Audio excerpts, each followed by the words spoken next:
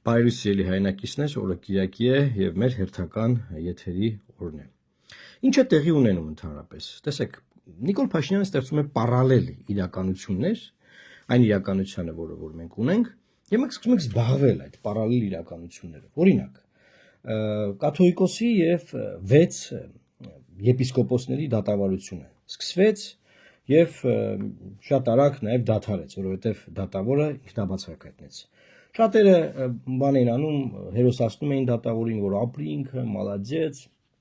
ինքնաբացարկ հայտնեց, մասը չդարձավ այս ամոթալի process-ի, բայց եթե մենք Հայաստանի Հանրապետությունում դատական համակարգ ունենայինք, դատավորը ուղղակի կարճեր գործը, վարույթ ընդունելու ընթացքում քննարկելով գործը, կարճեր, կամ այդ նիստի ընթացքում կկարճեր, եւ դատախազությունը ստիպված կլիներ բողոք բերել վերաքննիչ դատարան ընդդեմ այդ դատական ակտի, որով ուղղակի քրեական հետապնդումը դադարեցված կլիներ ընդդեմ կաթողիկոսի եւ 6 եպիսկոպոսների։ Բայց դա տեղի չունեցավ, նա ինքնաբացարկ հայտնեց, հիմա ուրիշ դատավորի գործը կմակագրվի, կասեն ավտոմատ համակարգն է, իմացեք, ավտոմատ համակարգը կմակագրի մի դատավորի, որը կսկսի տենց այդ դատերը կգնան։ Բայց դա պարալել իրականությունն է, որ բոլորս վազենք դեպի այդտեղ, դեպի Էջմիածին, գնանք այդ դատարանի մոտ, վայ, վույ, էս ինչա կատարվում, բայց այն իրական ավելի թիրախային խնդիրները, որոնք որ սպառնում են մեր երկրին, այսինքն մեզ զբաղացնում են ինչ-որ թեմաներով, ուզում եմ ձեզ ասել, դրանք հետևյալն են։ Օրինակ, տեսեք, ԵԱՏՄ-ում մեր վարչապետի ելույթ, տեսեք ինչ ասում, տեսեք։ Ограничения и административные меры продолжают препятствовать полноценному функционированию общего рынка. Առանցին սահմանափակումներ եւ վարչական միջոցներ շարունակում են խոչընդոտել ընդհանուր շուկայի լիարժեք գործունեությանը, նվազեցնելով գործարարության պայմանների կանխատեսելիությունը եւ ինտեգրման գործընթացների արդյունավետությունը։ Հայաստանն ապահովում է բարենպաստ, հավասար եւ ոչ խտրական պայմաններ ԵԱՏՄ բոլոր անդամ պետությունների տնտեսվարողների գործունեության համար։ Մենք ելնում ենք այն սկզբունքից, որ համանման մոտեցում պետք է նիստ է եղել, այդ նիստի ընթացքում բարձրացվում են մեր հարցերը, որ ոնց մեր ապրանքները չեք ընդունում։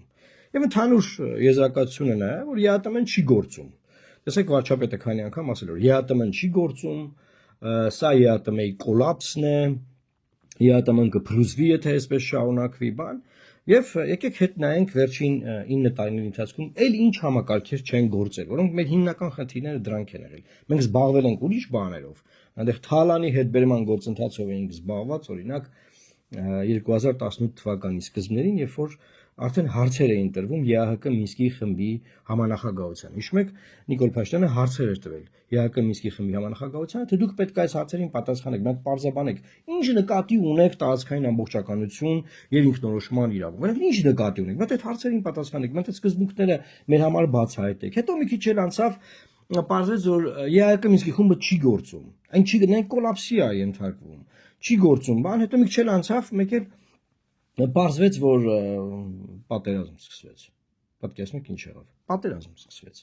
Հետո նոյեմբերի 9-ը ստորագրվեց։ Նոյեմբերի 9-ից հետո պարզվեց, որ ԵԱՏՄ Մինսկի խումբը ընդհանրապես արդեն всё, չկա, պետք է չի այդ խումբը։ Կա նոյեմբերի 9-ի եռաչափ, եռակողմ համագործակցությունը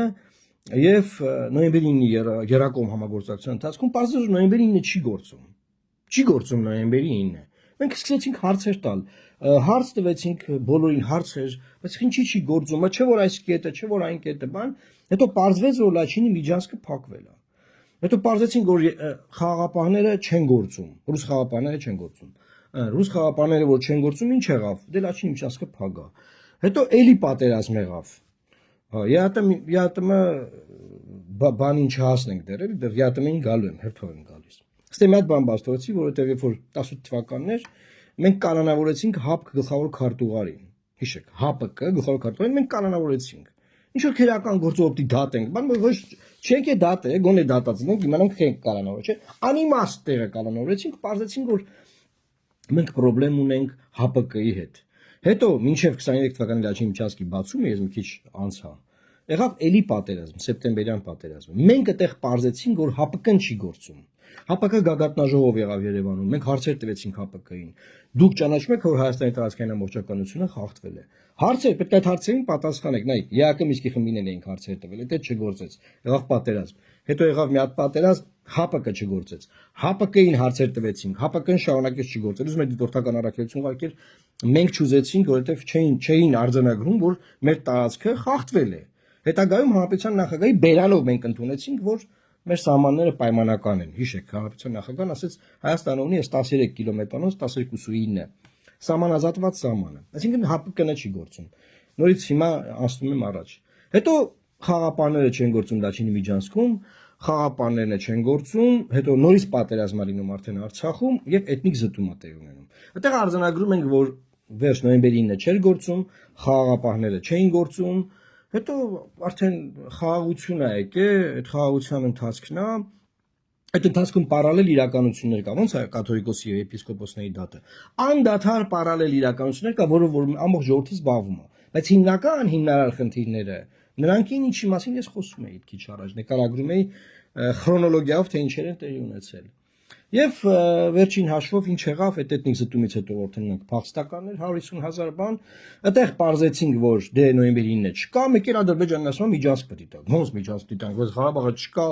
ժողովուրդը այնտեղ չի ապրում, խաղապաններ չկան, Լաչինի Միջանցք, ոնց թե մենք դի Միջանցք տանք, այդտեղ էլի շարունակում ենք ասել, որ չի գործում, Բայդենի ադմինիստրացիան արդեն չի գործում, մենք հարցեր ունենք Բայդենի ադմինիստրացիային, բայց ինչ էին բանակցում։ Բայդենի ադմինիստրացիան չի գործում, Ջեյմս Օբրայանը չի գործում, դա էլ հարցեր ունենք Ջեյմս Օբրայանին, որ չի գործում, դա նախագահ Թրամփի նախագահությունը։ Եվ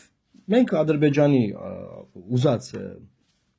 բանը, որ մենք ասում ենք ճանապարհ, տրիպը, բանի ենք ասում Միջանցք, բոլոր փաստաթղթերում գրում է Զանգեզուրի Միջանցք, Միջին Միջանցքի շարունակություն Զանգեզուրի Միջանցք, ինչեւ այդ Զանգեզուրի Միջանցք չպետք է ասել, չի կարելի ասել, ով նման բան ասի պետք է դատել այդ մարդուն, արդեն նորմալ է, բոլորն ասում են Զանգեզուրի Միջանցք, հա, այդ հերթով պատասխանում եք ինչը որ չի գործել, ինչ ա եղել, դա համար եմ ես պատմում դες, որ ֆիքսեք, ինչերի ում ենք, երբ մենք հարցեր ենք տվել Նիկոլ Փաշինյանի բերանով, ինչ ինստիտուտի մենք տվել ենք հարցեր, ինչը չի գործել, ունեցել ենք պարալել իրականություն, Թալանի հետ բերում, կաթողիկոսի դատ, չգիտեմ ինչ, եղա մի հատ արհավիրք։ Եվ եկե հանգել ենք արդեն ԵԱՏՄ-ին, այսինքն հիշեք այս տարիների ընթացքում։ ԵԱԿ Միսկի խումբը չի գործել, Ղարաբաղը չկա։ Խաղապանները չեն գործել Լաչինի Միջանցքը, այսինքն նոյեմբերի 9-ի այդ Ղարաբաղի այդ հատվածն էլ այլևս չկա Արցախի, հետո ՀԱՊԿ-ը չի գործում, դե ՀԱՊԿ-ը չի գործում, որտեղ մենք սառեցրել ենք, ՀԱՊԿ-ն էլ չի գործում, այն ինչ կա որ չի գործում։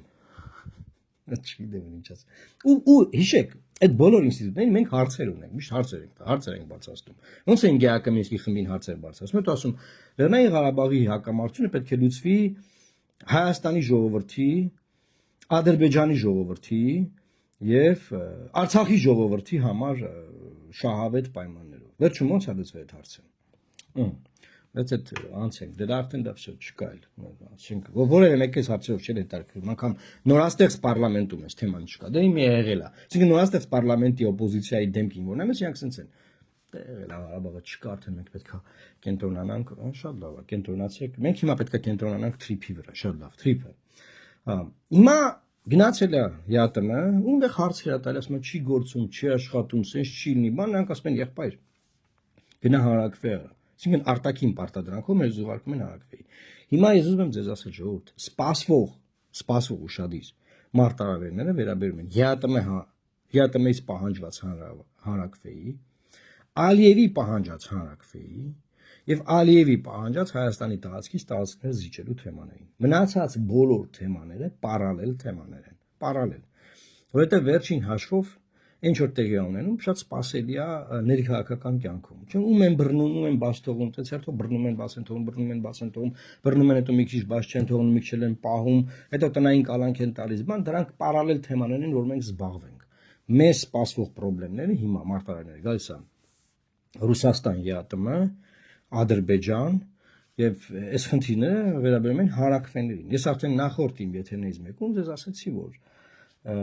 ցանկացած արտաքին պարտադրանք, որը մեզ կմղի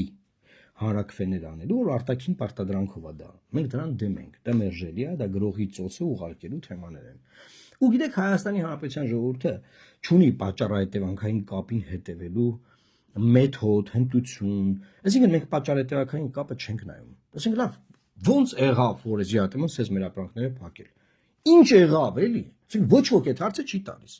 Ինչ եղավ, այս ոնց եղավ, օրինակ ոնց եղավ, որ պատերազմը սկսեց 20 թվականի սեպտեմբերի 27-ին։ Ոչ ոք այդ հարցը չի տալիս։ Ինչ եղավ, որ օրինակ ՀԱՊԿ-ը չի աշխատում։ Ոչ ոք այդ հարցը չի տալիս։ Ինչ եղավ, որ Լաչինի Միջանցքը փակվեց։ Ոչ ոք այդ հարցը չի տալիս։ Այսինքն մենք ոչ մի տեղ, ոչ մի հարցում որևէ անելիք չունեինք, ուղղակի բոլորս կառույցները, բոլորս ինստիտուտները տրամադրված են մեր դեմ եւ բոլորը հերթով sense փչանում են, խաթարվում են եւ նաեւ Բայդենի ադմինիստրացիան է տենց փչացավ, խաթարվեց, եղավ էտնիկ զտում, չէ՞ դու արդեն Տրամպի օրոք Նիկոլ Փաշինյանը Ջեյմս Օբրայենին էր արդեն բանանում, ասենք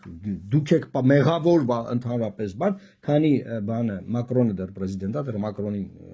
բան չի ասվում, բայց ես երաշխավորում եմ, հենց Մակրոնը պրեզիդենտ չլինի, Մակրոնի նկատմամբ էլ Հայաստանի կողմից կդնեն մեղադրանքներ, այսինքն մեզ շրջապատող բոլոր ինստիտուտները, պրեզիդենտները ոչ ոք չի աշխատում եւ մեր մեջ ոչ մի խնդրեմ չկա, հանկարծ դուք մեր մեջ ծերի ժողով, խնդրեմը չփնտրեք, մեր մեջ խնդրեմ պետք չի փնտրել, մենք ամեն ինչ նորմալ ենք արել եւ մենք հարցեր ենք տվել ընթացքում Նիկոլ Փաշինյանի շուրթերով հարցեր ենք տվել ու խնդիրներ առաջացել, հենց հարցեր ենք տալիս, խնդիրներ առաջանում, հետո ամբողջ ազգովի հիմա ինչ ենք անում, ես ինչա Մենք ուզում ես ցանով ամփոփեմ, էլի։ Мы исходим из того, что аналогичный подход должен применяться на всей территории Евразийского экономического союза. Շարունակելով թեման Փաշինյանը պատժամիջոցներ սահմանող Ռուսաստանի անունը տալու ընդհանրական ձևակերպմամբ ընդգծեց. ապրանքների ու ծառայությունների մուտքը սահմանափակող ցանկացած քայլ պետք է արվի բացառապես ՀԱՏՄ իրավական ընթացակարգի։ Ռուսաստանը սանկցիաներ է կիրառել, գնացել հասել անդեր Ռուսաստանի անունը չի տալի։ Չի ասում Ռուսաստան խես սանկցիաներ կիրառում։ Որովհետև ինքը գիտի խեն սանկցիաներ կիրառում։ Հասկանում եք, ինքը առաջացնում է խնդրեմ, ու սկսում է հերոսաբար այդ խնդրեմի դեմ պայքարել։ Եվ անընդհատ էս վերջին 9 տարում է դա եղել։ Այսինքն ստեղծում է մեր համար խնդրեմ, որը իր համար չէ, ամբողջ ազգի համար խնդրեմ է։ Հետո ասում է ես ինչ կապ ունեմ խնդրեմն իրանց մեջ։ Հիմա նայեք, մենք ինչ կապ ունենք խնդրեմը ԵԱՏՄ-ում։ Մենք ինչ կապ ունենք որ Լաչինչանսկը փակվել է, խնդրեմը խաղապահներն են։ Մենք ինչ կապ ունենք որ պատերազմը սկսվել, խնդրեմը Յակոմինսկի խումբն է։ Մենք ինչ կապ ունենք որ օրինակ մեր վրա հարցակվել են եւ հապկը չի պաշտպանում։ Հապկի մեջ է խնդրեմը։ Հասկանում եք, այս հերթով գնացեք բոլոր տեղերում է խնդրեմը, բայց մեր մոտ չի։ Իրա մոտ խնդրեմ չկա։ Ձուգը չեն ընդունում։ Դե լավը չի չեն ընդունում, մի կերեք։ Էդ է, այսինքն ինքը խնդրեմը տենց է ուզում, օրինակ ես լինեի Տիգնայի խնդրեի աղաչեի բանանեի ուրիշ մարդը լիներ, չգիտեմ, գնալ, փորձել, բանակցել, որ մեր ձուգը տանեն, չէ՞։ Ինքը այդ խնդրեմը այսպես։ Մի րոպեում լուծում է։ Ասում է այդ ձուգը հիմա այս բան ասեմ սկանդալ կդառնա ասում է։ Ես է չեմ ուտում։ Խնդիրներ կա վատն է այդ ձուգը։ Всё լուծեց այդ խնդրեմ։ Այսինքն ձուգ արտանելու խնդրեմ ասում Հայաստանը չունի, որովհետև այն լուծել է Նիկոլ Փաշինյանը։ Մենք ինչ եմ ուզում ամփոփելու ասեմ ժողովուրդ ջան, այս մարդը քանի կա, այս երկրի համար, այս ժողովրդի համար առաջացնելու է խնդիրներ, հետո ջոգելու է կամ եթե չի ջոգեց, առաջացնելուց առաջ, որ ինքը այդ խնդիրը ստեղծել է, չի ընդունելու որ ինքն է այդ խնդիրը ստեղծել, գցելու է ուրիշների վրա, բայց սաղից համախմբելու է որ այդ խնդրի դեմ պայքարի, ոնց որ պատերազմի ժամանակ ենք համախմբված։ Բոլորով պայքարելու ենք չենք կարողանալու այդ խնդրը լուծել, դե իր գլխավորությամբ հնարավոր է խնդրը լուծել։ Ու տենց հերթականությամբ այդ արհավիրքներով գնալու ենք։ Ու այդ ընթացքում լինելու են ամենայն հայոց կաթողիկոսի դատերը